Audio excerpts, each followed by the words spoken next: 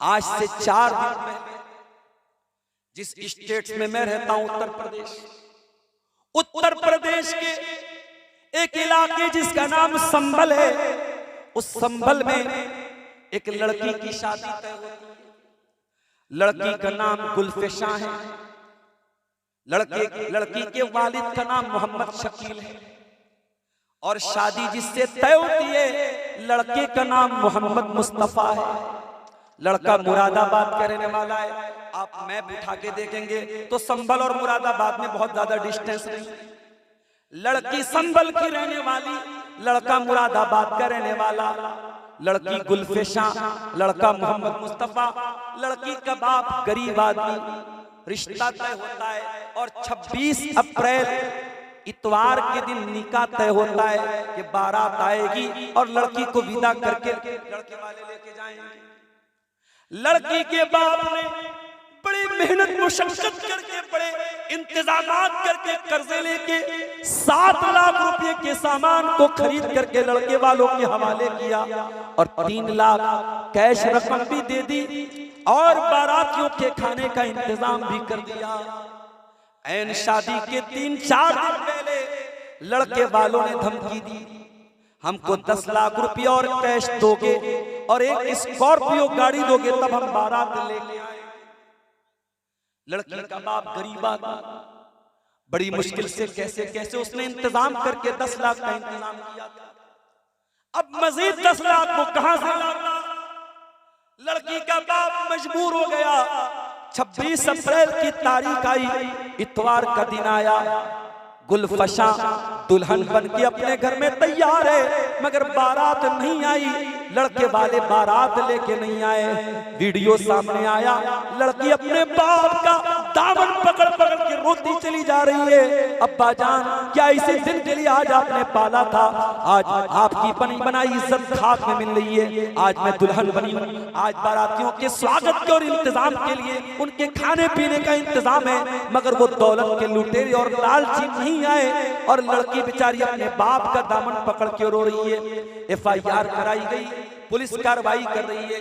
एक खबर हमारे सामने मीडिया की आई मेरे साथ, और ये नाम जितने आपने सुने ये सब मुसलमान नाम है।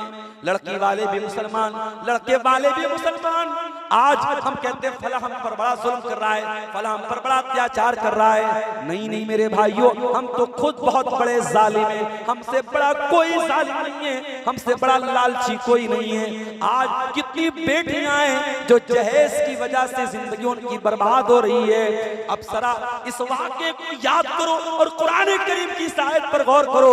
इन्नल इंसान लफी खुस्र, जमाने की कसम है इंसान तू बहुत बड़े घाटे में। तू बड़े बड़े ब्रिज बना ले, तू रोड बना ले, तू हाईवे बना ले, तू करोड़पति नहीं अरबपति बन जाए, अगर तेरे अंदर इंसानियत मर जाए, तेरे अंदर का इंसान मर जाए, तेरे अंदर से दीन खत्म हो जाए, तेरे अंदर से ईमान खत्म हो जाए, ऐ इंसान ये बड़ी बड़ी बिल्डिंगें तुझे फायदा न पहुंचा पाएंगी। इन्नल इंसान लफी खुस्र, इंसान बहुत बड़े घाटे। एक वाकया अपने सामने ये रखिए, बिल्कुल लेटेस्ट वाकया है। एक और वाकया अपने सामने रखिए। इसी हमारे भारत का एक स्टेट है उड़ीसा, जिसको अब ओडिशा कहा जाता है। उड़ीसा में एक आदमी जिसका नाम जीतू मुंडा या मुंडे है, वो गरीब आदमी बेचारा। उसकी बहन का इंतकाल हो गया। उसकी बहन के बैंक अकाउंट में मात्र 16-17 हजार रुपये पैसे थे। वो गरीब आदमी था। बैंक गया, बैंक वालों से बड़ी रिक्वेस्ट की, मैं गरीब आदमी हूं, अनपढ़ आदमी हूं, मेरी बहन का खाता था, ये पासबुक है, 16-17 हजार रुपये मेरी बहन के अकाउंट में, मुझे ये पैसा दे दो, मुझे बड़ी जरूरत है। बैंक वालों ने कहा, जब तक आप अपनी बहन के मरने का सबूत नहीं लाएंगे, जब तक आप डेथ सर्टिफिकेट नहीं लाएंगे, जब तक आप मृत्यु प्रमाण पत्र नहीं लाएंगे, हम आपको ये पैसा नहीं दे सकते। जीतू मुंडा नाम का वो गरीब आदमी, अनपढ़ आदमी बेचारा, वो कहां से लाता डेथ सर्टिफिकेट? बैंक का चक्कर लगाते लगाते थक जाता है और आखिर में मजबूर होकर के अपनी बहन की कब्र खोदता है और अपनी बहन की लाश का जो कंकाल होता है वो कंकाल अपने कंधे पर लाद करके बैंक में लाता है और बैंक वालों से कहता है, वो बैंक वालों ये मेरी बहन की लाश, ये मेरी बहन का कंकाल है, अब तो मुझे मेरे 17,000 लौटा दो।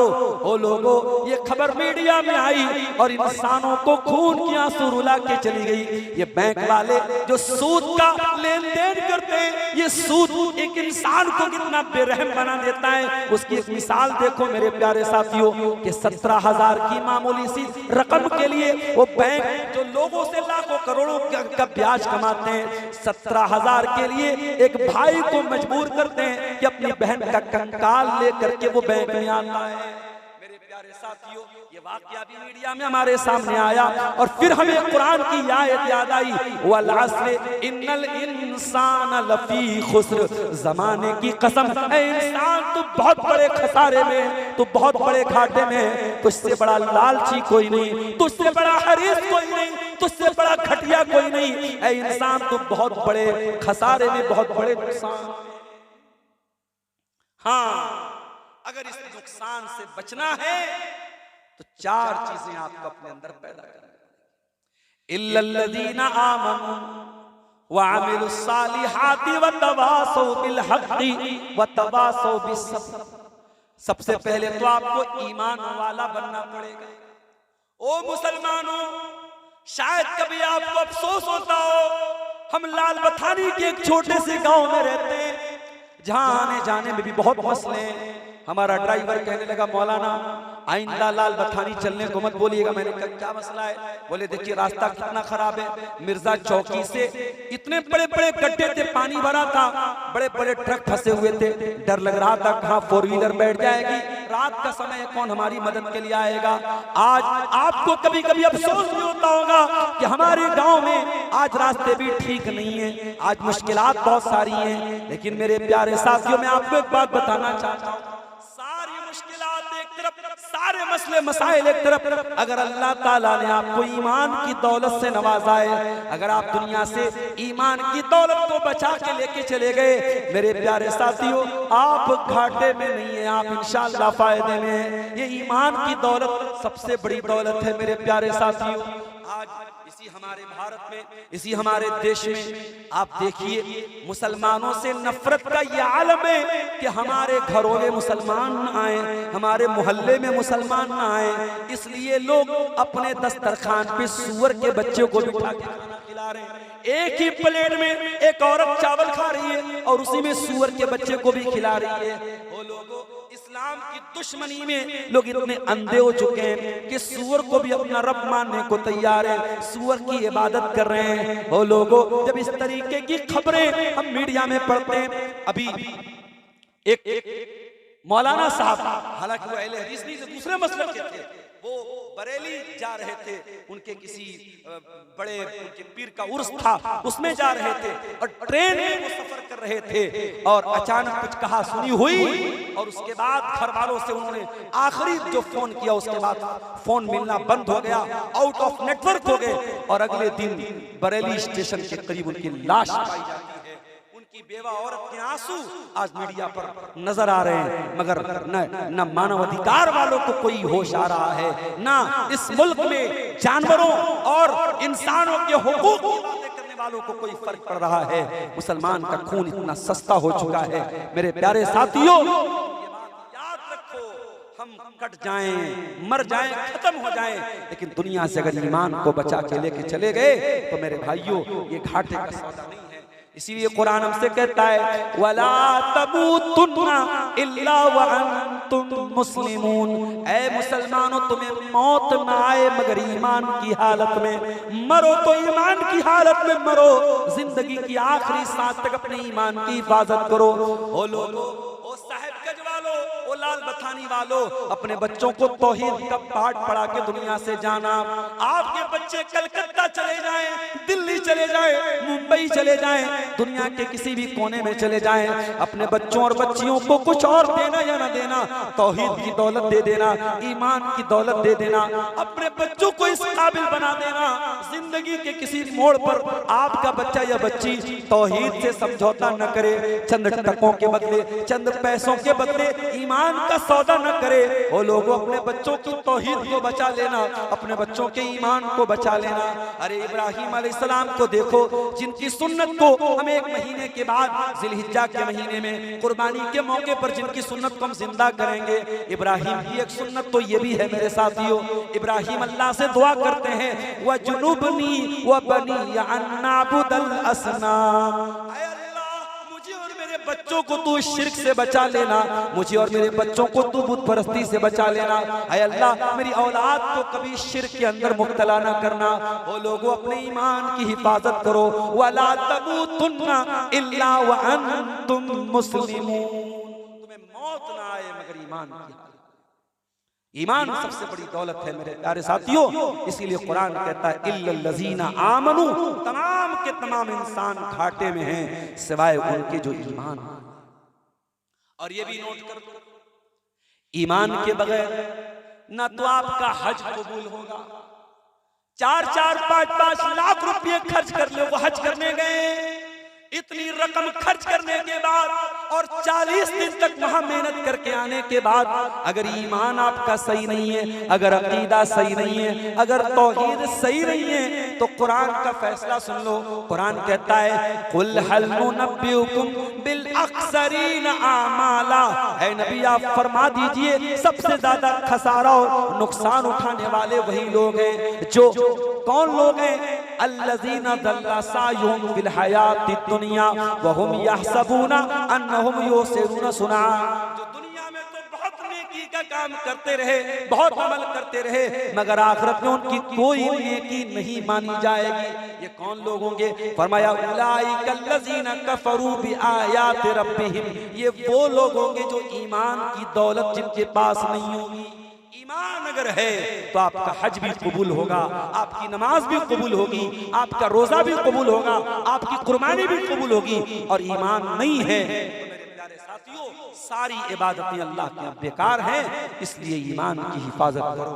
और कभी जिंदगी में अगर बुरे हालात आ जाएं और आपको ये लगे कि बड़ी परेशानी की जिंदगी है, तो ये याद कर लेना कि कयामत के लिए ईमान आपके काम आएगा, दौलत नहीं काम आएगी, शोहरत नहीं काम आएगी। इन्नल्लज़ीना कफरू व मातू व हुम कुफ़ारुन फलन युक़बल मिन अहदिहिम मिल्उल अर्दि ज़हबा, ईमान के बगैर अगर दुनिया से चले जाओगे और तौहीद के बगैर तुम्हारा खात्मा हो जाएगा, तो जमीन भर के सोना भी लेके आ जाओ, अल्लाह के यहाँ तुम्हारा सोना कबूल नहीं होगा।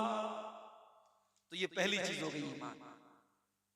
दूसरी चीज व अमिलुस सालिहात, और कामयाब वो लोग घाटे से और नुकसान से वो लोग बचेंगे, व अमिलुस सालिहात, जो नेक अमल करेंगे। आज हम कैसा अमल करने बताने की जरूरत नहीं। आज मस्जिदें रो रही हैं, आज मस्जिदें नमाजियों के लिए तरस रही हैं। शराब के अड्डे मुसलमानों से भरे, बेपर्दगी और बेहयाई में मुसलमान लड़कियां आ गए, जिनाकारी में मुसलमान आ गए, हरामखोरी में मुसलमान आ गए। व अमिलुस सालिहात, जब तक हम नेक अमल नहीं करेंगे तब तक हम कामयाब नहीं हो सकते। ये 4 दिन की जिंदगी मेरे प्यारे साथी, जिस दिन खत्म हो जाएगी, अल्लाह की कसम, जैसे मोबाइल की चार्जिंग खत्म हो जाए आप बेचैन हो जाते हैं, पता नहीं किसका किसका कॉल आ रहा होगा, पता नहीं किसका किसका मैसेज आ रहा होगा।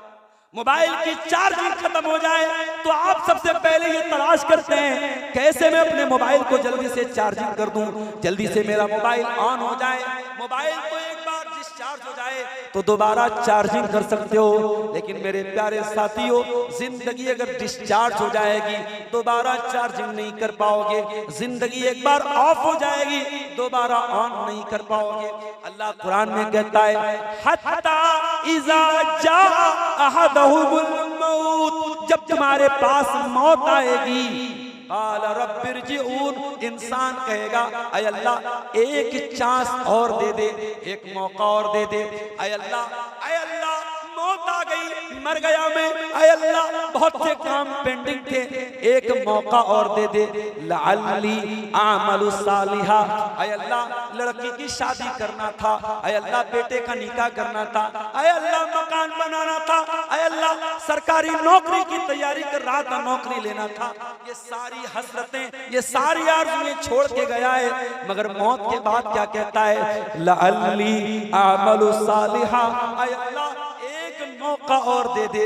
लड़की की शादी के लिए मौका नहीं मांग रहा हूँ, मकान बनाने के लिए मौका नहीं मांग रहा हूँ, बिजनेस करने के लिए मौका नहीं मांग रहा हूँ। ऐ अल्लाह बड़े पापों में जिंदगी गुजारी, बड़े गुनाहों में जिंदगी गुजारी, ऐ अल्लाह बहुत नाराज कर दिया तुझको, ऐ अल्लाह बहुत पाप कर दिया मैंने, ऐ अल्लाह एक चांस और दे दे। ऐ अल्लाह वादा करता हूँ, प्रॉमिस करता हूँ, ऐ अल्लाह अब सिर्फ नेक अमल करूंगा, अब अच्छा अमल करूंगा, ऐ अल्लाह अब वही अमल करूंगा जिससे तू राजी होता है। अल्लाह फरमाएगा कल्ला इन्नहा कलिमतुन हुवा काइलुहा व मिन वराइहिम बरज़खुन इला यौमि युबअसून। ऐ मेरे बंदे, ये तो बस तेरी एक बात है जो तेरे मुंह से निकल रही है, तेरी ये ख्वाहिश कभी पूरी नहीं होगी, तेरी ये बात कभी पूरी नहीं होगी। मेरे प्यारे साथियों, मरने के बाद हम जिस चीज की तमन्ना करेंगे, बेहतर ये है कि हम जिंदगी में उसकी तैयारी कर लें। कुरान कहता है इल्लल्लज़ीना आमनू व अमिलुस्सालिहात, ईमान वाले बन जाओ और नेक अमल करने वाले बन जाओ, हम तुम्हें नुकसान से बचा लेंगे, हम तुम्हें खसारे से। दो चीजें हो गई। तीसरी चीज वतवासौ बिल हक़, और हक बात की एक दूसरे को तबलीग करते रहे। आज कटिहार से लेकर के साहेबगंज तक, संथाल परगना का पूरा इलाका, लालमटिया से लेकर बरहेट तक और बरहेट से लेकर बरहरवा तक, अल्हम्दुलिल्लाह बहुत बड़ी आबादी अहले हदीस की। और मैं बड़े फख्र से पूरे हिंदुस्तान में कहता हूँ, मैं मुंबई में भी ये बात कहता हूँ, मैं कर्नाटक में भी ये बात कहता हूँ कि पूरे हिंदुस्तान में इतना बड़ा अहले हदीसों का बेल्ट शायद कहीं होगा कि एक तरफ से पूरी आबादी अहले हदीसों की है। मगर मेरे प्यारे साथियों, बहुत अफसोस के साथ कहना पड़ता है कि आज आप मुर्दा अहले हदीस हो चुके हैं। आज आप अहले हदीस तो हैं, मगर आपको अहले हदीस का मतलब भी नहीं मालूम। आज आपके स्टेजों पर वो लोग आके तकरीरें कर रहे हैं जो आपको चिल्ले करने की तबलीग कर रहे हैं, और ऐसे लोगों को बड़े फख्र से आप स्टेज पे बुला रहे हैं और बड़े फख्र से कह रहे हैं कि इनके नाम पे तो बड़ी भीड़ आई है। मेरे प्यारे साथियों, इससे तो अच्छा है कि सलमान खान को बुला लो, शाहरुख खान को बुला लो, किसी हीरोइन को बुला लो, उससे बड़ी भीड़ इकट्ठा हो जाएगी। सिर्फ भीड़ का इकट्ठा हो जाना ये कामयाबी की दलील नहीं है। मेरे प्यारे साथियों, ये अहले हदीसों का जलसा और अहले हदीसों का स्टेज है। इस स्टेज पर हर किसी को आने की इजाजत न दीजिए। मेरे प्यारे साथियों, वतवासौ बिल हक़्क़ि, हमें किस्से कहानियां लोगों को नहीं सुनाना है, हमें बेसर पैर के वाक़यात नहीं सुनाना है, हमें बुजुर्गों के मनगढ़ंत वाक़यात नहीं सुनाना है। वतवासौ बिल हक़्क़ि, अगर अल्लाह के यहाँ कामयाब होना है तो हमें हक बात की वसीयत करना है, हमें कुरान और हदीस को दूसरों तक पहुंचाना है, हमें कुरान और हदीस के अलावा किसी और बात की तबलीग नहीं करना है। कुरान और हदीस की तबलीग की जाएगी, और तबलीग का तरीका भी वही होगा जो रसूल का तरीका था। आज के लोगों का बनावटी तरीका नहीं चलेगा। तबलीग भी अगर की जाएगी तो रसूलुल्लाह के तरीके पे की जाएगी, सहाबा के तरीके पे की जाएगी। और ये बात याद रखो मेरे साथ, हम मुसलमानों को अल्लाह ताला ने जो इतना बड़ा मकाम दिया है वो इसीलिए दिया है क्योंकि हम दुनिया में सच्चाई को फैलाने के लिए आए हैं। इसीलिए अल्लाह कुरान की सूरह आल इमरान की आयत नंबर 110 में कहता है, कुंतुम खैरा उम्मतिन उखरिजत लिन्नास तामुरूना बिल मारूफ व तनहौना अनिल मुनकर। ऐ मुसलमानों, तुम दुनिया की सबसे बेहतरीन कौम हो, इंसानियत के लिए निकाला गया है। तामुरूना बिल मारूफ, तुम नेकियों का हुक्म देते हो, व तनहौना अनिल मुनकर, तुम बुराइयों से रोकते हो, व तुमिनूना बिल्लाह, और तुम अल्लाह के ऊपर ईमान रखते हो।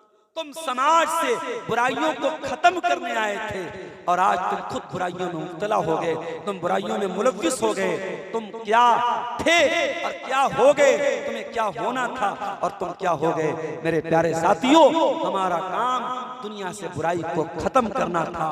याद करो रुस्तम के दरबार में जब हजरत रिबी इब्न आमिर रज़ी अल्लाह ताला अन्हु पहुंचे और रुस्तम ने पूछा था कि ए रिबी, तुम आए क्यों हो दुनिया में, तुम्हारे आने का मकसद क्या है।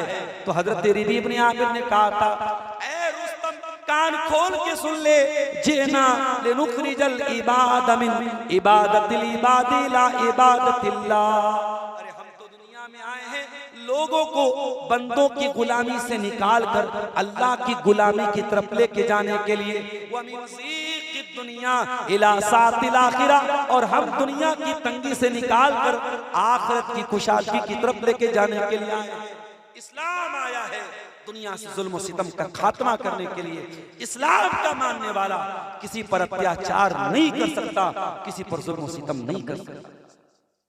अभी आज एक वीडियो मैंने देखा, एक औरत जा रही थी किसी गली में, पीछे से एक दाढ़ी वाला आया, टोपी भी सर पे है, दाढ़ी भी है, और अचानक उस औरत को अकेले में देखकर उस औरत के ऊपर हमला करता है, उस औरत को टच करता है और चिल्लाती है, वो भाग जाता है।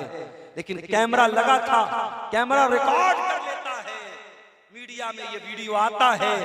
मीडिया वाले कहते हैं मौलाना लोग ऐसे होते हैं, दाढ़ी वाले ऐसे होते हैं। गंदी हरकत एक मछली करती है और असर पूरे तालाब पर होता है।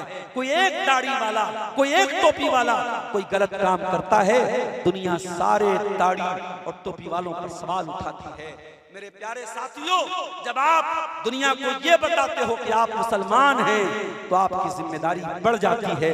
आप बुराई में मुलव्विस होने वाले, बुराई में इन्वॉल्व होने वाले मत बनिए, बुराई से रोकने वाले बनिए। आज जब हम इस तरीके की खबरें सुनते हैं कि फला लड़का, जो महाराष्ट्र का एक लड़का जिसका नाम अयान था, उसके मोबाइल पर 8-8 लड़कियों के साथ नाज़िबा वीडियो पकड़ी जाती है और मीडिया उसको खूब हाईलाइट करता है, तो हम डिफेंस नहीं कर सकते। मेरे साथियों, अगर हमारी कौम का कोई लड़का इस तरीके की गंदी हरकत करता है तो हम डिफेंस नहीं कर सकते। हमें ये मानना पड़ेगा कि यकीनन ये हमारी तरबियत की कमी है कि आज हमारा नौजवान इस हरकत पर उतर गया है कि किसी की बहन बेटी की इज्जत को तार-तार करे और फिर उसका वीडियो बनाकर उसको ब्लैकमेल करे। साथियों, इसीलिए मैं कहता हूं कि बुराई से बचना सिर्फ ये काफी नहीं है, हमें बुराई से रोकना भी पड़ेगा। ये बात याद रखो। ये जलसे जो आज हो रहे हैं, बहुत सारे लोगों के पेट में बड़ा दर्द हो रहा है, ये जलसे क्यों हो रहे हैं, ये प्रोग्राम क्यों हो रहे हैं, ये उलमा के बयान क्यों हो रहे हैं। जब तक ये जलसे और प्रोग्राम हो रहे हैं, मैं बार बार कहता हूं, जलसों और प्रोग्रामों में जो चीजें गलत हैं उनको आप रोकिए। मैं कल भी उनके खिलाफ बोलता था, आज भी बोल रहा हूं और इंशाअल्लाह जब तक जिंदगी है तब तक बोलूंगा। लेकिन हाँ, अगर आप ये कहें कि ये जलसे नहीं होने चाहिए, ये बयानात नहीं होने चाहिए, ये उलमा की तकरीरें नहीं होने चाहिए, ये जुमा के खुतबे नहीं होने चाहिए, तो माफ कीजिए, यही तो हमारी रीढ़ की हड्डी है, यही तो हमारे समाज की नब्ज है। जिस दिन ये जलसे खत्म हो गए, हराम को हराम कहना बंद कर दिया गया, गलत को गलत कहना बंद कर दिया गया, बिदअत को बिदअत कहना बंद कर दिया गया, उस दिन मुसलमान समाज की आखिरी सांस होगी। मेरे प्यारे साथियों, ये समाज दम तोड़ देगा, ये मुआशरा दम तोड़ देगा। पहले की उम्मतें इसीलिए बर्बाद हो गई, उनके समाज में जब लोग ब्याज खाते थे, जब लोग शराब पीते थे, उनके जो उलमा थे वो चुपचाप रहते थे। वो कहते थे हम तो शराब नहीं पी रहे, हम तो ब्याज नहीं खा रहे, जो ब्याज खा रहा है खाने दो, जो शराब पी रहा है पीने दो। अल्लाह ने कुरान में फरमाया, लुइनल्लज़ीना कफरू मिन बनी इस्राईल अला लिसानी दाऊद व ईसा इब्न मरियम ज़ालिका बिमा असौ व कानू यातदून। यहूदियों के ऊपर हजरत ईसा ने भी लानत की और हजरत दाऊद ने भी लानत की। क्यों लानत की?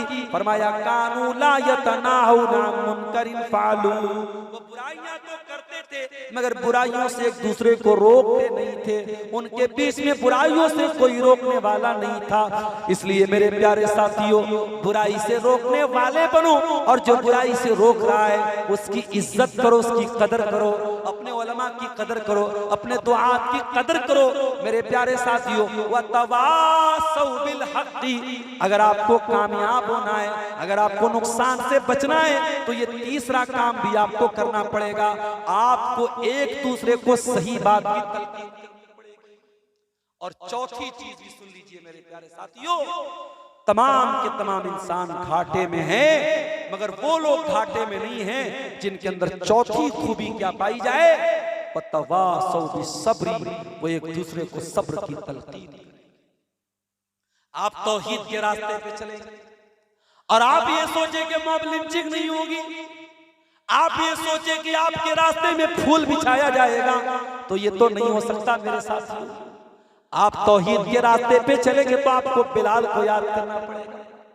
बिलाल जब तौहीद का इकरार करते हैं, बिलाल को उनका मालिक अरब की तपती रेत पे लिटा देता है और सीने पर गरम पत्थर रख देता है और बिलाल को धमकी देके कहता है, बिलाल तू ईमान को छोड़ दे, तू तौहीद को छोड़ दे, वरना हम तुझे इसी गरम रेत पर हम तेरी पीठ को पिघला देंगे, तेरे सीने पर गरम पत्थर रख के तेरे सीने को जला देंगे। बिलाल कोई बड़े गोरे चट्टे और खूबसूरत इंसान नहीं थे, बिलाल काले कलूटे थे, बिलाल हबशा के रहने वाले थे, मगर बिलाल के सीने में ईमान था और बिलाल पत्थर के नीचे दबे हुए कहते हैं, अहद अहद, मेरा अल्लाह एक है, मेरा रब एक है, मैं अल्लाह की तौहीद से कोई समझौता नहीं करूंगा। मेरे प्यारे साथियों, वतवासौ बिस्सब्री, एक दूसरे को सब्र का सबक भी सिखाते चलो। ईमान के रास्ते पर चलोगे, तौहीद के रास्ते पर चलोगे, मुश्किलात भी आएंगी, परेशानियां भी आएंगी, आपको सब्र से काम लेना पड़ेगा। ओ मेरी प्यारी माँ बहनों, आज आप नंगी होकर के घूमेंगी तो कोई उतना एतराज नहीं करेगा जितना एतराज आपके पर्दा करने पर होगा। आप कलकत्ता के किसी पॉश एरिया में चली जाएं, आप रेलवे स्टेशन पे चली जाएं, आप एयरपोर्ट पे चली जाएं, आप पटना में चली जाएं, आप भागलपुर में चली जाएं, नकाब में सर से पैर तक जो लड़की नकाब में चलेगी तो बहुत सारे लोग उसको गलत नजरों से देखेंगे, बहुत सारे लोग एतराज भी करेंगे। ओ मेरी प्यारी बहनों, हिजाब सर से लगा के रखना, हया से दामन सजा के रखना। मेरी बहनों, इस हिजाब को, इस नकाब को दुनिया वालों के डर से कभी छोड़ न देना। ये हिजाब पहन करके अगर दो चार गालियां सुननी पड़े तो सुन लेना। अरे तुम तो सिर्फ गालियां सुन नहीं हो, सुमैया ने तो जान दे दी, सुमैया ने तो इस ईमान को बचाने के लिए अपनी जान दे दिया था। मेरी प्यारी बहनों, ईमान का रास्ता सब्र का रास्ता है, ईमान का रास्ता इस्तिकामत का रास्ता है। वतवासौ बिस्सब्री, अगर नुकसान से और खसारे से बचना है तो चौथा काम ये करना पड़ेगा कि तुम्हें सब्र अपने अंदर पैदा करना पड़ेगा। अब एक बात ये भी समझ लीजिए, सब्र का मतलब क्या है? सब्र का मतलब भी समझ लीजिए। आज की तकरीर का खुलासा, सब्र किसको कहते हैं? रात में 3:15 बजने वाले और फजर की अजान मेरे ख्याल से 4 बजे होने वाली है। आप अपने घर पे गए, 15 मिनट बाकी है, रात भर आप तकरीर सुन के आए हैं और फजर की अजान में मान लो 15 मिनट बाकी। अब नींद बहुत तेज आ रही है, बदन भारी हो रहा है, आराम का तकाजा ये है, आंखों का तकाजा ये है कि जल्दी से सो जाया जाए। लेकिन हय्या अलस्सलाह, अस्सलातु खैरुम मिनन नौम का तकाजा ये कि नहीं, फजर की अजान हो जाएगी, मैं नमाज पढ़ के ही सोऊंगा, मैं नमाज पढ़े बगैर नहीं सोऊंगा। यही तो सब्र है मेरे साथ, अपनी ख्वाहिशात पे कंट्रोल करना। मेरे नौजवानों, आज अल्लाह की कसम ज़िना करना बहुत आसान हो चुका है। लड़कियों का नंबर भी आपको मिल जाएगा, लड़कियां चैटिंग भी करेंगी, लड़कियों के मैसेज भी आएंगे, लड़कियां मिलने के लिए तैयार भी हो जाएंगी। आपको ज़िना करने का, आपको गलत काम करने का पूरा मौका भी मिलेगा। लेकिन आप अल्लाह के डर से, दुनिया की अदालतों के डर से नहीं, दुनिया के पुलिस के डर के नहीं, दुनिया के कानून के डर से नहीं, अल्लाह की पकड़ के डर से अपने आप को ज़िना से बचा लें। और जो लड़कियां आपको गलत रास्ते पर बुलाने की कोशिश करें उन लड़कियों को ब्लॉक कर दें। उन लड़कों को मेरी बहनों तुम ब्लॉक कर दो, ज़िना के रास्ते से दूर हो जाओ। ये भी तो सब्र है। अपने नफ्स को बुराई से रोक लेना, बुराई के तकाजे से अपने आप को कंट्रोल कर लेना, ये भी तो सब्र है। और कुरान कहता है अगर खसारे से बचना है, अगर नुकसान से बचना है तो वतवासौ बिस्सब्री, आपको सब्र का दामन भी थामना पड़ेगा। बगैर सब्र का दामन थामे आप अल्लाह ताला क्या कामयाब नहीं हो सकते। किसी की मौत हो गई, एक आदमी मोमिन नहीं है, उसका बेटा मर गया, उसका बाप मर गया, वो रो रो करके दहाड़े मार मार के रो रहा है, अपने बाप का नाम ले लेके रो रहा है। और एक सच्चा पक्का मुसलमान, उसका बाप मर गया, उसकी माँ मर गई, वो बेचारा रो तो रहा है मगर अपनी जबान की हिफाजत कर रहा है, सब्र से काम ले रहा है। मेरे प्यारे साथियों, दोनों बराबर तो नहीं हो सकते हैं। मुसीबत आने पर, तकलीफ आने पर जो सब्र से काम लेता है, अल्लाह के नबी फरमाते हैं मा युसीबुल मुस्लिमा मिन नसबिन वला वसबिन वला हम्मिन वला हज़निन। जब मुसलमान को कोई तकलीफ पहुंचती है, जब मुसलमान को कोई गम पहुंचता है, जब मुसलमान को कोई चोट लगती है, हत्ता शौकत युशाकुहा, यहाँ तक कि मुसलमान को अगर कोई कांटा भी चुभता है और मुसलमान उस पर सब्र से काम लेता है, इल्ला कफ़्फ़रल्लाहु बिहा खताया, अल्लाह ताला उस तकलीफ को, उस मुसीबत को उसके गुनाहों का कफ़ारा बना देता है, उसके गुनाहों की माफी का जरिया बना देता है, उसके बहुत सारे गुनाह माफ हो जाते हैं। आपके साथ एक्सीडेंट हो गया, आपका पैर टूट गया, आपका हाथ टूट गया, आप तो रो रहे, आप तो आंसू बहा रहे, अरे नहीं नहीं, हाथ टूट गया, पैर टूट गया, अरे अल्लाह का शुक्र अदा करो, जान तो बच गई, जान तो बच गई। मेरे प्यारे साथियों, अभी बनारस में हमारे एक जानने वाले हैं, उनका 12-13 साल का बच्चा, बिल्कुल सही सलामत बच्चा, 2 पारे का कुरान का हाफिज भी बन चुका था, बेचारा मदरसे जाता था, कुरान याद करता तो 2 पारे का हाफिज था। अचानक उसका दिमाग काम करना बंद कर देता है। घर वाले परेशान हो गए, डॉक्टरों को दिखाया, डॉक्टरों ने हर तरीके की जांच की, सब नॉर्मल है। कुरान की आयतें पढ़ पढ़ के दम भी कराई गई, रूहानी इलाज करने वालों को भी बुलाया गया जो कुरान के जरिए जादू का इलाज करते हैं, उन्होंने कुरान के जरिए भी इलाज किया, मगर वो लड़का आज इस पोजीशन पर पहुंचा है। 12-13 साल का वो बच्चा अपनी तमाम बातें भूल चुका है, अपने बाप को बाप भी नहीं कह रहा है, अपनी माँ को माँ भी नहीं कह रहा है। 12-13 साल का बच्चा है, लेटरिन उसका बाप उसको कराने जाता है, पेशाब उसका बाप उसको कराने जाता है। बाप टीचर था, स्कूल में पढ़ाता था, बच्चे की ये हालत देख के बाप ने नौकरी छोड़ दी है और 24 घंटे बच्चे की निगरानी कर रहा है।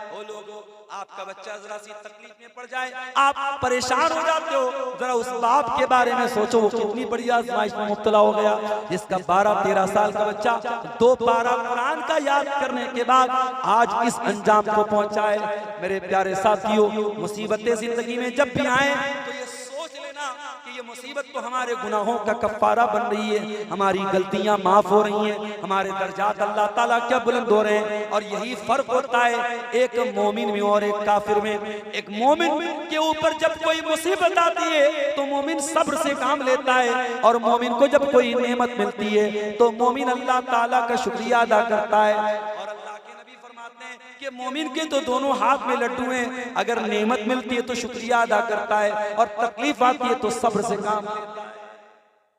तो ये 4 चीजें जिसके अंदर पाई जाएंगी वो खसारे और नुकसान से बच जाएगा। इल्लल्लज़ीना आमनू व अमिलुस्सालिहाती व तवासौ बिल हक़्क़ि व तवासौ बिस्सब्री। जो लोग ईमान वाले बन जाएं, जो नेक अमल करने वाले बन जाएं, जो हक बात को दूसरों तक पहुंचाने वाले बन जाएं, और जो सब्र की तलकीन करने वाले बन जाएं। ये 4 क्वालिटीज जिनके अंदर पैदा हो जाएंगी मेरे प्यारे साथियों, वही कामयाब होने वाले और वही खसारे से बचने वाले हैं। आखिर में मैं उन तमाम हजरात के हक में दुआ करता हूँ जिन्होंने अपनी तरफ से या अपने मरहूमीन की तरफ से आज इस जलसे में इस मदरसे को ताउन किया है। अल्लाह ताला तमाम चंदा देने वालों के चंदों को कबूल फरमाए, और जो मरहूमीन की तरफ से जिन्होंने यहाँ सदकात और अतियात दिए हैं, चाहे वो कैश की शक्ल में दिया हो या जेवरात आए हो या कुरान आया हो, अल्लाह उन तमाम मरहूमीन की मग़फ़िरत फरमाए। अल्लाह ताला सूरह असर के अंदर जो पैगाम दिया गया है उस पैगाम पर हम सबको अमल की तौफीक अता फरमाए। ये 2-3 सवाल आया है, जवाब देने के बाद खत्म करते हैं। आदमी मरने के बाद ख्वाब में आना अच्छा है और अच्छा और बुरा दिखना, उसकी क्या ताबीर है? देखिए, ख्वाब में किसी मरे हुए इंसान का आना ये नॉर्मल बात है, उसको लेकर के बहुत परेशान नहीं होना चाहिए। अगर अच्छी हालत में वो नजर आ रहा है तो उलमा ने उसकी ताबीर ये बताई है, इसका मतलब कि वो कब्र में सुकून से है, आलम बरज़ख में सुकून से है। और अगर वो ख्वाब में मरने के बाद जो इंसान आ रहा है अगर वो बुरी हालत में आ रहा है, इसका मतलब कि वो तकलीफ में है। अगर उसके वारिसीन में से, उसके घर वालों में से अगर कोई इस तरीके का ख्वाब देखे तो उसको चाहिए कि वो अपने उस मरहूम की तरफ से कुछ सदका खैरात कर दे। बस इतनी सी बात है, उसको लेकर के बहुत ज्यादा परेशान नहीं होना चाहिए। आदमी की कब्र में जो झाड़ जंगल लग जाता है उसकी सफाई कर सकते हैं या नहीं? कर सकते हैं, मगर उसको कोई बहुत अहमियत नहीं देनी चाहिए कि जब कब्र के ऊपर अगर झाड़ वगैरह निकल गया है तो इससे कोई कब्र के अंदर कोई मसला हो रहा है, ऐसा कुछ नहीं है। देखिए, कब्र को हमें नॉर्मल रखना है, कब्र को बहुत नुमाया करना कि भाई उसको बिल्कुल हम हिफाजत करें और उसको संवार करके रखें, ये इसकी कोई ज़रूरत नहीं है। अगर बहुत बिला वजह का वहाँ पे झाड़ जंकाल लगा हुआ है और डर इस बात का है कि लोग इसको कब्र नहीं समझेंगे और वहाँ पे आमतौर से चलने लगेंगे और कब्र की बेहुरमती हो जाएगी, तो उस सूरत में आप उस झाड़ वगैरह को साफ कर सकते हैं। लेकिन ऑलरेडी अगर कब्रिस्तान में है और नॉर्मल उसके ऊपर घास फूस निकल रही है तो उसको लेकर के बहुत टेंशन नहीं लेना चाहिए। नजर मानना और पूरा नहीं किया है उसके ऊपर गुनाह है या नहीं? बिल्कुल गुनाह है। अगर किसी ने नजर मानी है तो उसको पूरा करना चाहिए, और अगर नजर ऐसी चीज की मानी है जिसको पूरा करने की ताकत नहीं है तो अल्लाह ताला से तौबा और इस्तिगफार करे और कसम का जो कफ़ारा है वो कफ़ारा अदा करे। क्या लिखा है? बीज भंडार दुकानदार 400 रुपये पूरी नकद खाद बेचता है, वही 500 रुपये बाकी दूसरे किसान को देता है, क्या ये सूद कहलाएगा? देखिए, बीज की बात नहीं, किसी भी चीज की बात नहीं। मिसाल के तौर पर मैं मोबाइल बेचता हूं, अब मैं ये मोबाइल अगर कोई नकद लेने आता है, मैं कहता हूं भाई तुम नकद दोगे मैं 10,000 का दूंगा, अगर उधार लोगे तो 12,000। तो अगर पहले से कीमत तय है और वो कीमत वक्त के साथ बढ़ेगी नहीं, मिसाल के तौर पर अगर आपने 1 साल के अंदर दे दिया तो मैं 12,000 लूंगा, अगर 2 साल में आपने पैसा दिया तो मैं 14,000 लूंगा, तब वो सूद हो जाएगा। लेकिन आपने अगर किसी को सामान किस्त पर दिया या उधार दिया और पहले से कीमत डिक्लेयर कर दी और नकद की कीमत अलग रखी और उधार की कीमत अलग रखी, तो उसमें इंशाअल्लाह कोई मसला नहीं है, कोई हर्ज की बात नहीं है, वो सूरत जायज़ है। लेकिन पहले से तय न किया जाए या समय के हिसाब से अगर बढ़ाया जाए तब वो सूद में चली जाएगी, उससे हमें बचना चाहिए। मैयत की तरफ से अकीका दे सकते हैं या नहीं, इसके बारे में उलमा का इख्तिलाफ है। कुछ उलमा ने ये बात कही है कि देना चाहिए, क्योंकि हदीस में जो अल्फाज आए हैं कि बच्चा अकीका की वजह से गिरवी रहता है, तो अब बच्चा अगर मर गया और हमने अकीका नहीं दिया तो वालिदैन की मग़फ़िरत वो नहीं करेगा, इस तरीके की बात बाज़ उलमा ने कही। लेकिन इस बारे में जो ज्यादा मजबूत बात है वो ये है कि चूंकि अकीका 7वें दिन करने का हुक्म है और 7वें दिन के पहले अगर बच्चा मर गया है तो उसकी इबादत का वक्त ही नहीं आया था, तो उस पर हमारी अल्लाह ताला की पकड़ क्यों होगी? हाँ, 7वें दिन के बाद अगर बच्चा मरा है तब हमें उसका अकीका करना चाहिए, लेकिन 7वें दिन के पहले अगर मरा है तो हमें अकीका करने की कोई जरूरत नहीं है। वल्लाहु आलम बिस्सवाब। मैयत की तरफ से इफ्तार की दावत दे सकते हैं? ये सवाल भी बार बार पूछा जा रहा है। मैयत की तरफ से सदका खैरात का जिक्र मिलता है, इफ्तार का जिक्र नहीं मिलता है, इसलिए इफ्तार नहीं करना चाहिए। अगर कोई बेटा ये चाहता है कि अपने बाप की तरफ से इफ्तार करे, तो उसको अपने बाप की तरफ से करने की जरूरत नहीं है, वो अपनी तरफ से करे, बेटे की हर नेकी का सवाब बाप को मिलेगा। बाप की तरफ से अलग से इफ्तार करने की जरूरत नहीं है।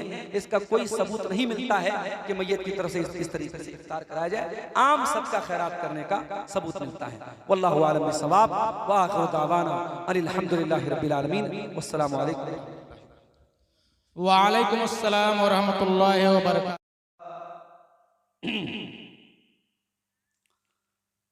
वत्तकुल्लाहल्लज़ी तसाअलून बिही वल अरहाम इन्नल्लाहा काना अलैकुम रक़ीबा।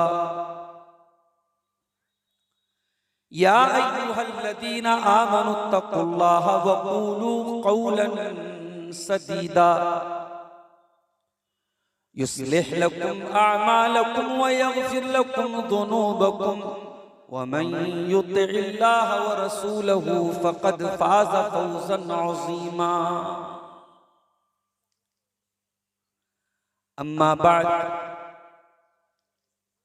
फ़इन्न खैरल हदीस किताबुल्लाह व खैरल हदी हदी मुहम्मदिन सल्लल्लाहु अलैहि वसल्लम व शर्रल उमूरि मुहदसातुहा व कुल्ल मुहदसतिन बिदअह व कुल्ल बिदअतिन दलालह व कुल्ल दलालतिन फिन्नार। अऊज़ु बिल्लाहि मिनश शैतानिर रजीम। बिस्मिल्लाहिर रहमानिर रहीम। वल अस्र इन्नल इंसाना लफी खुस्र इल्लल्लज़ीना आमनू व अमिलुस्सालिहाति व तवासौ बिल हक़्क़ि व तवासौ बिल हक़्क़ि व तवासौ बिस्सब्र।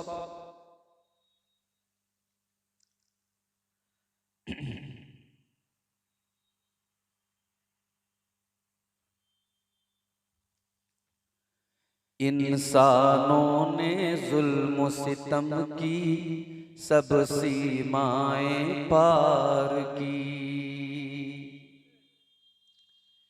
इंसानों ने जुल्म सितम की सब सीमाएं पार की।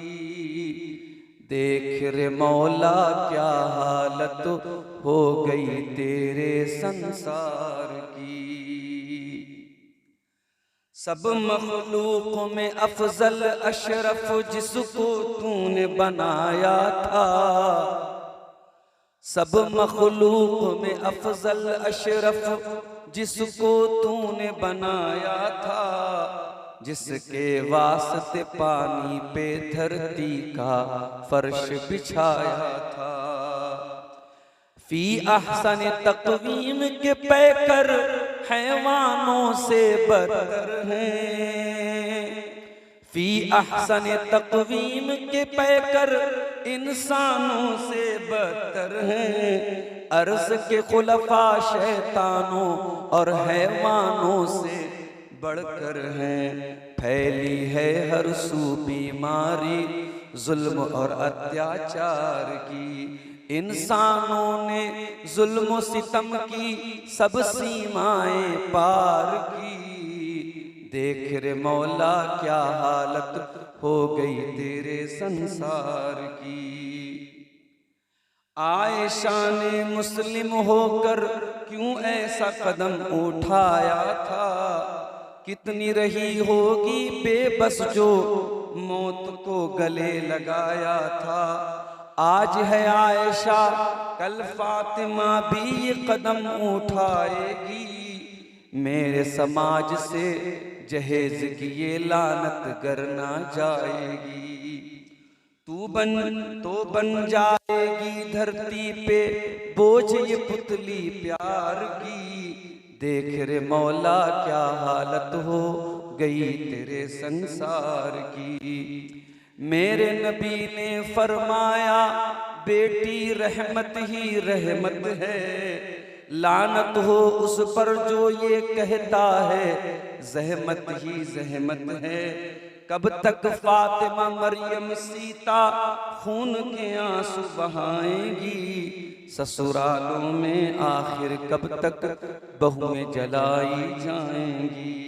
कैसे बनेगी दुल्हन बेटी मजदूरों लाचार की, इंसानों ने जुल्म सितम की सब सीमाएं पार की। मोहतरम उलमाए किराम, बुजुर्गों और दोस्तों, नौजवान साथियों, माँओं और बहनों, प्यारे बच्चों, गंगा नदी के किनारे वाक़े इस गांव लाल बथानी में मुझे याद आता है बहुत पहले, गालिबन 2009 में एक प्रोग्राम के सिलसिले में मैं आया था। अगर ये तारीख सही है, इसका मतलब ये हुआ कि 17 साल के बाद मैं इस गांव में आ रहा हूं।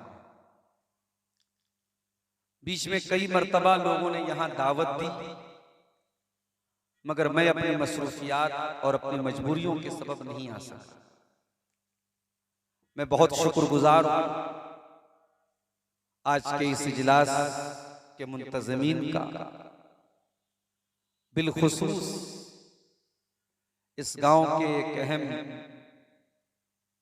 फर्द अफजल सर का, जिन्होंने मुझसे राबता किया। और कल जब मौसम गड़बड़ हुआ और कल का पूरा प्रोग्राम बारिश की नजर हो गया, तो मुझे लगा कि शायद आज भी मौसम सही नहीं रहेगा और प्रोग्राम होना मुश्किल होगा। सुबह मैंने जलसे के मुंतज़मीन से राबता किया कि भाई मैं बनारस से निकलूं या ना निकलूं, तो मालूम ये हुआ कि नहीं आ पाइए, मौसम आज सही है, इंशाअल्लाह प्रोग्राम होगा। और उसके बाद जब मैं बनारस से दोपहर में चला हूं और रास्ते की मुश्किलात को पार करते करते मेरा टारगेट ये था 11 बजे 11:30 बजे तक मैं लाल बथानी पहुंच जाऊंगा, मगर बारिश की वजह से खास तौर से मिर्जा चौकी के पास रास्ता बहुत खराब था, ट्रकों का जाम लगा है, जगह जगह पानी भरा हुआ है।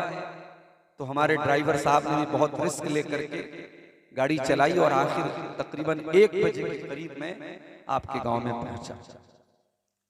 मुझसे पहले अभी आप इसी सीमांचल के एक बहुत ही मकबूल मुकर्रर अब्दुल शकूर भोजपुरी साहब, जो बंगला भी बोलते हैं, भोजपुरी भी बोलते हैं, उर्दू में भी बातें करते हैं, बहुत अच्छी तकरीर आपने उनकी सुनी। उनके हाथों पे आपने कलेक्शन भी मदरसे के लिए दिया। अल्लाह ताला देने वालों के चंदों को, उनके सदकात को कबूल फरमाए, और जिन लोगों ने अब तक अपने हाथों को खींच के रखा है और अभी तक इस कार्य खैर में हिस्सा नहीं लिया है, अल्लाह उन्हें भी इस नेकी के काम में हिस्सा लेने की तौफीक अता फरमाए, आमीन। मेरे भाइयों,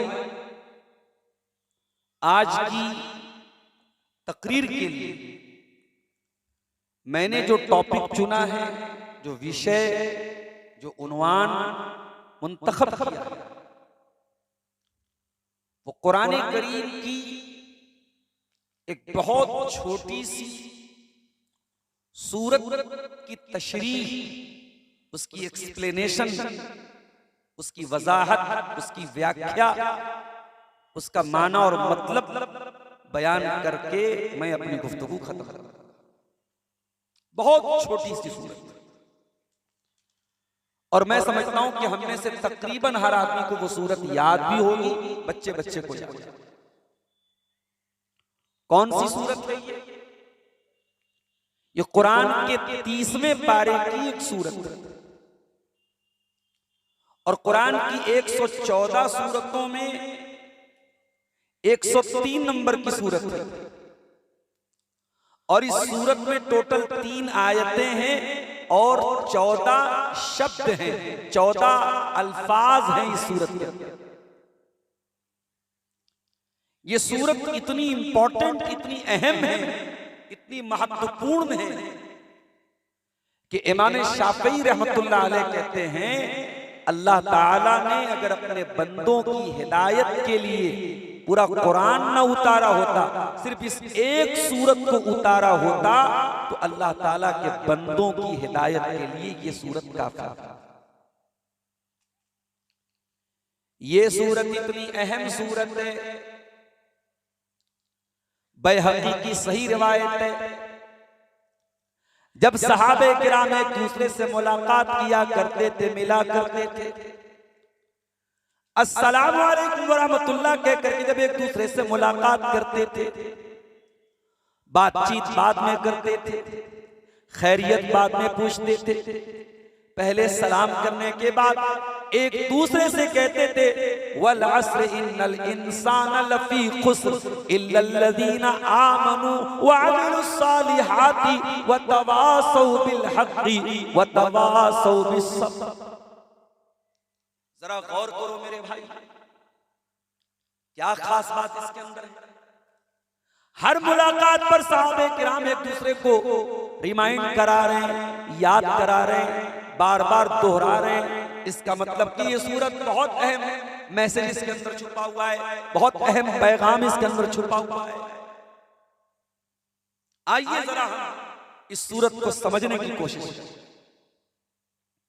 अल्लाह फरमाता है वल अस्र, जमाने की कसम, इन्नल इंसान लफी खुस्र, बेशक तमाम के तमाम इंसान बहुत बड़े घाटे में हैं। इन्नल इंसान लफी खुस्र, बेशक तमाम के तमाम इंसान बहुत बड़े घाटे में डूबे हुए हैं। इल्लल्लज़ीना आमनू व अमिलुस सालिहाति व तवासौ बिल हक़्क़ि व तवासौ बिस सब्र। मगर वो लोग घाटे में नहीं हैं जिनके अंदर 4 चीजें पाई जाएं, 4 विशेषताएं पाई जाएं, 4 खूबियां पाई जाएं, 4 क्वालिटीज जो अपने अंदर पैदा कर ले, 4 खूबियों को जो अपने अंदर पैदा कर ले, वो घाटे में नहीं है, वो खसारे में नहीं है, वो लॉस में नहीं है। कौन सी 4 खूबियां? इल्लल्लज़ीना आमनू, जो ईमान वाले बन जाएं, व अमिलुस सालिहात, और नेक अमल करने वाले बन जाएं, व तवासौ बिल हक़्क़ि, और हक बात को एक दूसरे तक पहुंचाने वाले बन जाएं, व तवासौ बिस सब्री, और एक दूसरे को सब्र करने की तलकीन करें, एक दूसरे को सब्र करने की नसीहत करें। ये मैंने तर्जमा कर दिया इस कुरान की छोटी सी सूरत। अब आइए हम एक शब्द के ऊपर गौर करें। सबसे पहले तो अल्लाह ताला ने कसम खाई है, और अल्लाह ने कसम किस बात की खाई? वल अस्र, जमाने की कसम।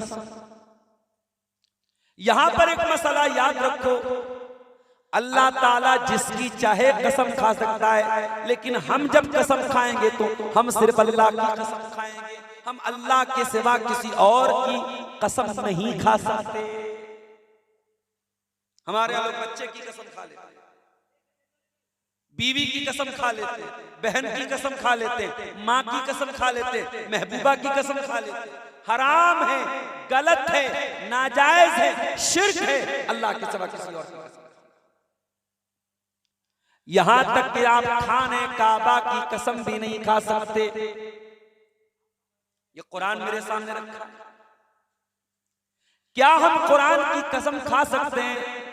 खा सकते हैं, क्योंकि कुरान अल्लाह ताला का कलाम है, लेकिन कुरान को हाथ में लेके कसम खाना सही नहीं है, क्योंकि जो ये कुरान हमारे हाथ में है, ये कुरान ये तो कागज का बना हुआ है, इसके अंदर जो बातें लिखी हुई हैं वो अल्लाह का कलाम है, अगर हम ऐसे हाथ में कुरान लेके कुरान की कसम खाते तो ये ठीक नहीं है। हाँ, कुरान हाथ में लेके आप अल्लाह की कसम खा सकते हैं, मगर कुरान हाथ में लेके कुरान की कसम खाना ये ठीक नहीं है।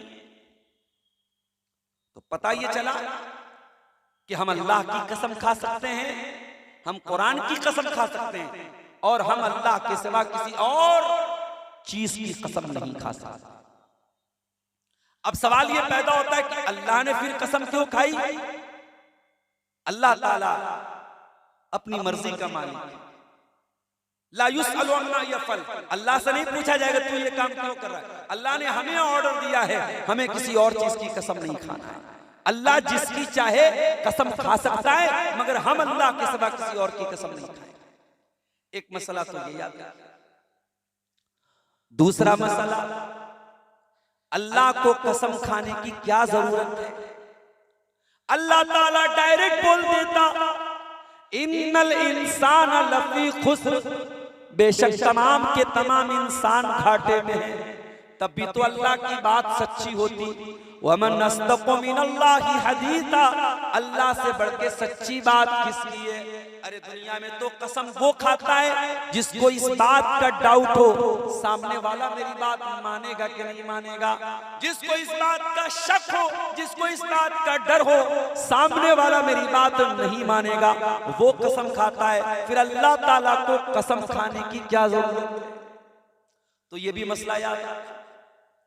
अल्लाह ताला जब कसम खाता है कुरान में तो उसके पीछे बहुत सारी हिकमत होती है। अल्लाह ताला कभी अल्लाह ताला इसलिए भी कसम खाता है कि जिस चीज की कसम खाता है उसकी अहमियत बताता है। यहाँ अल्लाह ने कसम खाई है जमाने की, वल अस्र, जमाने की कसम है।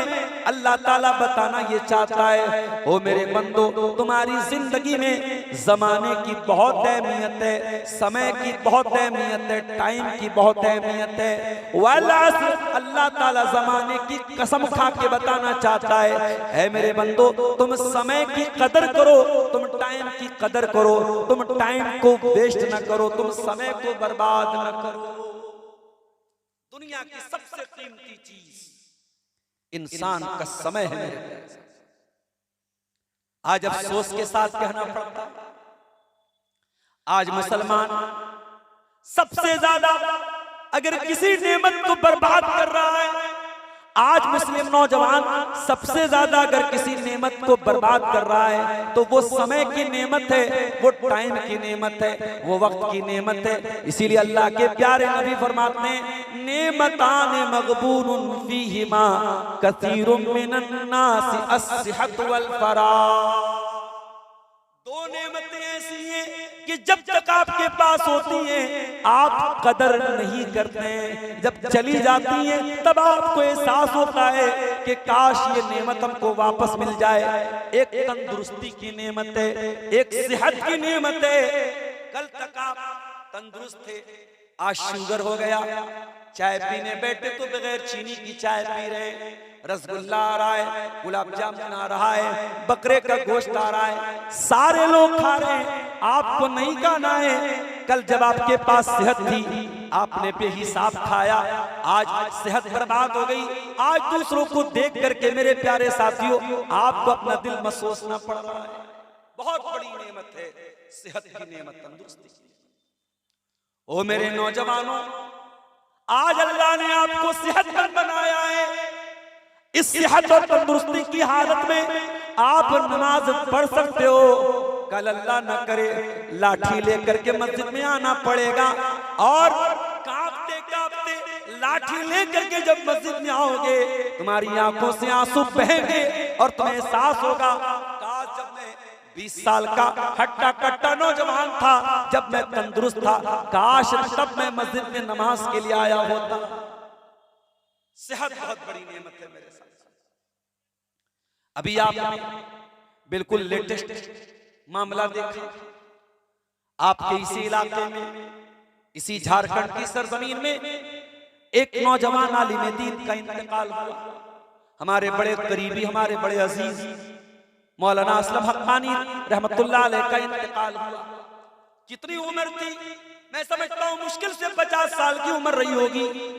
पिछले महीने में 30 मार्च को प्रोग्राम था और उसी इलाके में मजला डी में मेरा प्रोग्राम था। मैं बड़तल्ला में रात में सोया हुआ था, गहरी नींद में सोया था। असलम हक्कानी साहब आए, मुझे उठाने की कोशिश की, मैं सोया हुआ था, नहीं उठ पाया। नींद खुली, फोन आया, मौलाना आप मेरे इलाके में आए, मेरे घर से चाय पी के जरूर जाइएगा। मैं वहां से उनके घर गया, चाय नाश्ता कराया, अपना मदरसा दिखाया, बच्चियों के लिए कमरे बना रहे थे, कमरे दिखाया, मुझसे वीडियो भी रिकॉर्ड करवाया। क्या खबर थी कि 30 मार्च को जो इंसान अपने मदरसे का दौरा करवा रहा है, अप्रैल के आखिर आते आते वो अल्लाह को प्यारा हो जाएगा। स्टोन का ऑपरेशन तो हजारों लाखों लोग करवाते हैं, लेकिन मेरे प्यारे साथियों, जब मौत का फरिश्ता आपके पास आने वाला हो, जब मौत लिखी जा चुकी हो, वो ऑपरेशन करने वाला कोई मामूली डॉक्टर नहीं था। कल उनके छोटे भाई का फोन आया, मैंने कहा क्या बात थी, क्या डॉक्टर ने लापरवाही कर दी, क्या इलाज में कमी हो गई?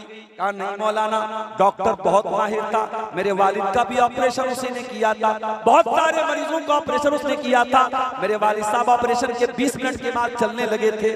कहा डॉक्टर में कोई कमी नहीं थी, इलाज में कोई कमी नहीं थी, बस इतना ही कहना पड़ेगा कि अल्लाह का फैसला आ चुका था और भाई की मौत का वक्त तय हो चुका था। उनका बेटा जो हाफिज कुरान भी है और आलिम दीन बन रहा है, अपने बाप का जनाजा पढ़ा रहा है और रोता चला जा रहा है, अपने आंसुओं पे कंट्रोल नहीं कर पा रहा है। ओ लोगों, ये तंदुरुस्ती बहुत बड़ी नेमत है, ये जिंदगी बहुत बड़ी नेमत है। कब ये जिंदगी खत्म हो जाएगी, कब आप दुनिया के लिए मरहूम हो जाएंगे, कब आप दुनिया के लिए, आज आप हैं और कल दुनिया आपको था के नाम से याद करेगी।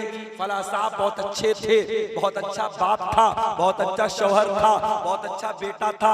आज आप हैं और कल था बन जाएंगे। उसके पहले मेरे प्यारे साथियों, अपने अमाल की इस्लाह कर लो, अपने गरेबानों में झांक लो, अपने अमल की इस्लाह कर लो। मेरे प्यारे साथियों, अल्लाह के नबी फरमाते, नेमतान मगबूनुन फीहिमा कसीरुम मिनन नासी अस्सिहत वल फराग। दो नेमतें ऐसी हैं कि उन दो नेमतों की लोग कदर नहीं करते हैं। एक तंदुरुस्ती की नेमत है और एक वक्त की नेमत है, टाइम की नेमत है।